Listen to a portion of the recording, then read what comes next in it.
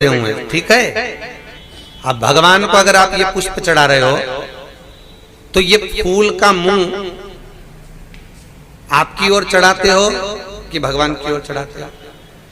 सत्य बोलना। देखो हमारे सामने झूठ मत बोलियो, नहीं तो अभी तो कह दो तुम कि ये फूल का मुंह हम भगवान के साइड रख देते हैं और घर पे जब भी चढ़ाती होगी तो भगवान अगर ऐसे बैठे हैं तो फूल उनके सामने रखती होगी। ऐसा बिल्कुल डिजाइन में, डेकोरेशन में ऐसा भगवान के साथ, भगवान के चारों तरफ ऐसा फूल जमाए। बोलो सही है कि गलत है? और डंडी का मुंह किस साइड होता है?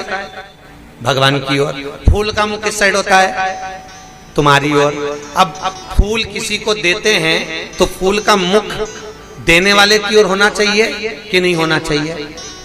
पर अभी तक आप जितनी बार भी भगवान को पुष्प समर्पित करी हो, जितनी बार भी तुमने फूल दिया, वो सारा फूल तुमने अपने आप को दिया। भगवान को तो डंडी पकड़ा पकड़ के रखा, भगवान को तो डंडी। और फूल चढ़ा के अभिलाषा कितनी बड़ी, मन में तमन्ना कितनी बड़ी, मैं भगवान को फूल चढ़ा रही, मैं भगवान का श्रृंगार कर रही, भगवान मेरी जरूर सुनेगा। भगवान के काय का सुनो? रोज की रोज कांटे की डंडियां मेरे को चुबा चुबा के चली जाए। कई लोग कहते हैं भगवान तुमने ये लड्डू रखा था, मैंने ठाकुर जी तुमने लड्डू नहीं खाया, भगवान तुमने ये पेड़ा नहीं खाया, भगवान तुमने ये झारी जी का जल नहीं पिया। भगवान के मन तो खूब करता पीने का, पर करूं क्या? जब जब मैं आगे बढ़ता हूं डंडी चुभ जाती है, इसलिए नहीं जाता। इसलिए वैष्णव धर्म में, पुष्टि मार्ग में तो फूल भी पूरा भगवान को नहीं चढ़ाते, उसकी पंखड़ी को निकाल कर, फोल्ड कर कर, तैयार कर कर, सुई में डालकर, फिर गुंज माला तैयार कर कर भगवान को चढ़ाई जाती। एक पत्ती के 4 भाग मोड़े जाते हैं। बचपन, जवानी, अधेड़ी, बुढ़ापा, भगवान को दे दो। एक फूल कैसे चढ़ाना चाहिए समझ में आ गया? अब तो गड़बड़ नहीं करोगे। अब जो हो गया हो जान दो, कोई दिक्कत की बात नहीं। हो गया समर्पण हो, अपने लिए नहीं, भगवान के लिए। पूरे देवताओं के मंदिर में हमने देखा, तुम कहीं पे भी चले जाओ, किसी भी देवी देवता के मंदिर चले जाओ, वहां पे जो भी फूल चढ़ा मिलेगा वो भगवान के सामने ऐसा जमा हुआ मिलेगा। भगवान की ओर मुंह नहीं। फूल का मुंह किसकी साइड है? आपकी साइड। डंडी का मुंह भगवान का। जो अब किसी भी मंदिर में, किसी भी देवालय में, कहीं पर भी जाकर देखिए, आपको वो फूल की डंडी का मुंह मिलेगा और फूल सामने। समर्पण क्या? समर्पण क्या है? पुष्प भगवान की ओर हो, और भगवान की ओर हो तो भगवान को फूल क्यों दिया जाता है मालूम है आपको? अरे बोलो तो जम के मालूम है? क्योंकि हम अपने दिल की बात भगवान से नहीं कह सकते, तो ये फूल जब हम भगवान को देते हैं तो भगवान से वो पुष्प कहता है, भगवान से पुष्प कहता है, प्रभु इसने आपके चरणों में मुझे समर्पित किया।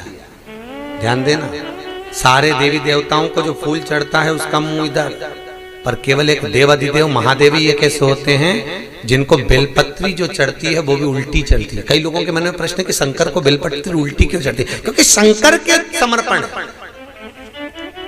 शिव का समर्पण। बेलपत्री सीधी चढ़ाएंगे तो शिव स्वीकार नहीं कर सकता।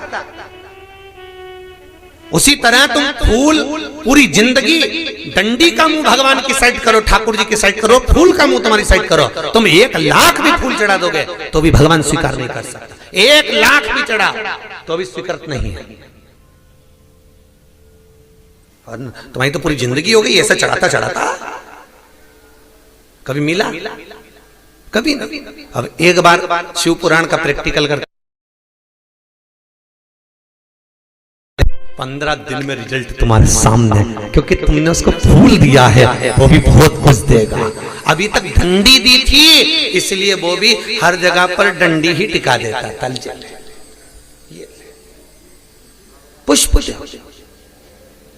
पुष्प कहता है भगवान से, भोलेनाथ से, पुष्प करे नारायण से, पुष्प करे ठाकुर जी से। फूल अपने मन की बात शंकर से नहीं कह सकते, तो फूल कहता है, फूल कहता है प्रभु जैसा मैं कोमल हूं, चढ़ाने वाले को इतना कोमल बना कर रखना। प्रभु जैसे मुझ में सुगंध है, चढ़ाने वाले को इतना सुगंधित बना कर रखना, उसकी जगत में इतनी सुगंध रखना, इतनी सुगंध रखना कि जितने बदबू वाले हैं वो भी भग जाए और ये सुगंध और फैल जाए। मतलब जलने वाले जितने हैं सब भग जाए, इतनी सुगंध। प्रभु सखीरी डमरू वाले से हमारी लड़ गई, बचाई थी बहुत लेकिन हमारी लड़ गई।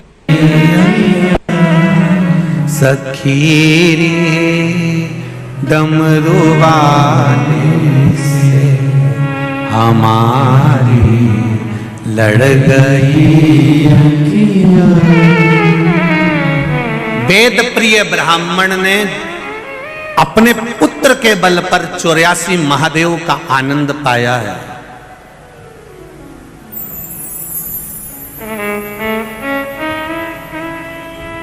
चौरासी महादेव का आनंद पाया।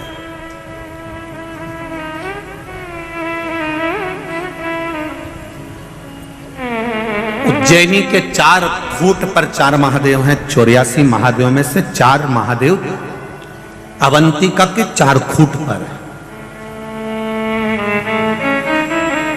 जब मां छिप्रिया दूषण नाम का राक्षस जब भागा, बाहर निकलने लगा अवंतिका से, माता ने उसको खींच कर जल के वेग से इधर भेज दिया। शिव भागे उधर, भगवान शंकर ने उधर संहार करा तो गया इस खूट पर इधर संहार करा।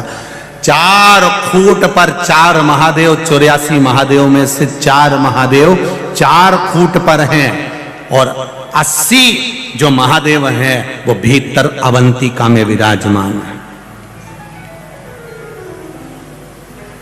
समय आया, अवंतिका के राजा हो गए राजा चंद्रसेन।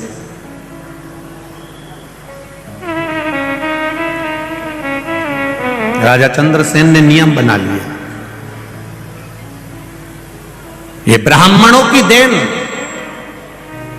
ये अवंतिका में जो 84 महादेव है, ये ब्राह्मणों का सुख देने वाले, अपने बच्चों की जिसने बलियां दे दी हैं, अपने बच्चों को निछोड़ता हुआ जिन ब्राह्मणों ने देखा है।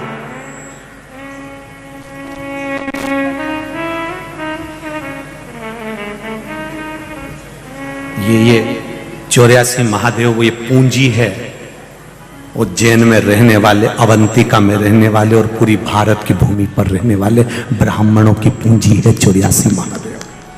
ये पूंजी है 84 महादेव।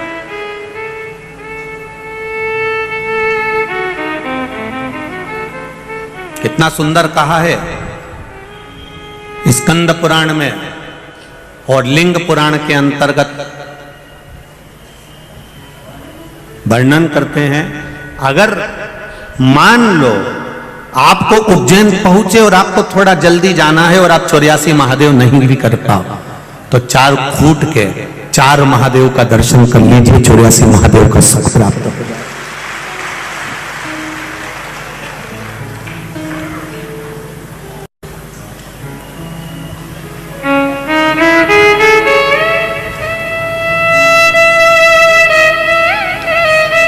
उज्जैन गोपाल मंदिर के पुजारी जी आदरणीय रामचंद्र जी भार्गव या शर्मा लिखते हैं, महाराज जब पूर्व में 84 महादेव हमने करे, उस समय पर जब वो एक एक महादेव का जो वर्णन करते थे, पहले स्कंद पुराण में से, लिंग पुराण में से, फिर